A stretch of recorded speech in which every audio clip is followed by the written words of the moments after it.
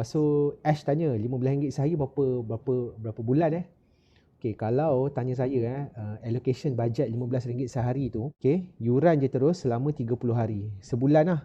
Kalau boleh, you kena allocate sebulan lebih kurang RM500. Kenapa RM500? Okay, RM400.5 tu bayar ads, lagi RM50 tu tax lah, 8% tu lah inilah apa semua lebih kurang apa semua RM500 sebulan allocation you. So, kalau you ada allocation RM500 sebulan, you park tepi, you run ads, insyaAllah menggunakan framework yang saya duk pakai sekarang ni, bulan kedua tu, basically RM500 yang you dah letak tu, you dah rolling je.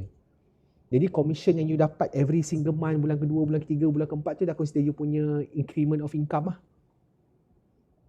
Okay, so untuk menjawab soalan tu, on lah forever. Allocation RM500 sebulan. Tapi dengan RM500 sebulan tu, you kena set sama ada you nak fokus on hibah ataupun you nak fokus pada medical card. Medical card senang jual sebab awareness dia dah tinggi berbanding dengan hibah takaful ni.